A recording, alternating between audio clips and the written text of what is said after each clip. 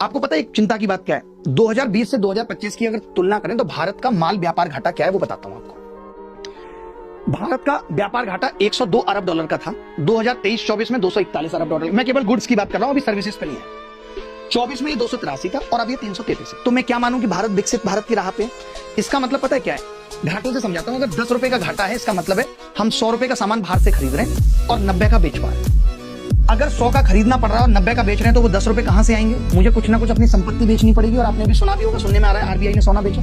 और मोदी जी की बात भी आपने सुनी कि हमारे पास इस वक्त डॉलर का रिजर्व खत्म हो रहा है। किस लिए हो रहा है? इसी डेफिसिट की वजह से। तो क्या ये एक दिन में आ गया कि पहले 102, अब 241, अब 283, अब 333? ये हमें क्यों हो रहा है इतना घाटा? 5 साल पहले जहां 100 रुपए का घाटा था, आज वही घाटा 333 रुपए का हो रहा है। क्या ये देश के रियल मुद्दे नहीं है? मैं आपसे पूछ रहा हूं। लेकिन संजीदा और सच्ची खबरों को छोड़ करके टीआरपी के नाम पे सेंसेशनलिज्म बेचा जा रहा है। उस दौर में आप मीडिया से कितनी उम्मीद करेंगे बताइए? उनको तो यही फुर्सत नहीं है ना कि यूट्यूब टीचर पे शो करने हैं, ब्लैक एंड व्हाइट फलाना ढिमका। आपको वो करने, आपको उसमें मजा आ रहा है, लीजिए मजा। देश कहीं भी जाए क्या फर्क पड़ता है? हमें थोड़ी पड़ी है देश की, किसी को नहीं पड़ी। और जिसको पड़ी है उसको भी आवाज को दबा दो। क्यों दबा दोगे भाई आवाज? क्यों नहीं बोल सकता शिक्षक राजनीति पे?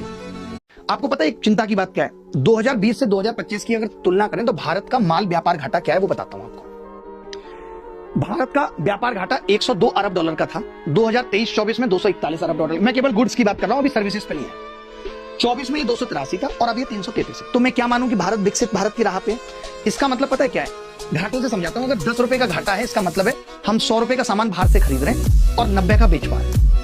अगर 100 का खरीदना पड़ रहा है और 90 का बेच रहे हैं तो वो 10 रुपए कहां से आएंगे? मुझे कुछ ना कुछ अपनी संपत्ति बेचनी पड़ेगी। और आपने भी सुना भी होगा, सुनने में आ रहा है आरबीआई ने सोना बेचा। और मोदी जी की बात भी आपने सुनी कि हमारे पास इस वक्त डॉलर का रिजर्व खत्म हो रहा है। किस लिए हो रहा है? इसी डेफिसिट की वजह से। तो क्या ये एक दिन में आ गया कि पहले 102, अब 241, अब 283, अब 333? ये हमें क्यों हो रहा है इतना घाटा? 5 साल पहले जहां 100 रुपए का घाटा था, आज वही घाटा 333 रुपए का हो रहा है। क्या ये देश के रियल मुद्दे नहीं है? मैं आपसे पूछ रहा हूं। लेकिन संजीदा और सच्ची खबरों को छोड़ करके टीआरपी के नाम पे सेंसेशनलिज्म बेचा जा रहा है। उस दौर में आप मीडिया से कितनी उम्मीद करेंगे बताइए? उनको तो यही फुर्सत नहीं है ना कि यूट्यूब टीचर पे शो करने हैं, ब्लैक एंड व्हाइट फलाना ढिमका। आपको वो करने, आपको उसमें मजा आ रहा है, लीजिए मजा। देश कहीं भी जाए क्या फर्क पड़ता है? हमें थोड़ी पड़ी है देश की, किसी को नहीं पड़ी।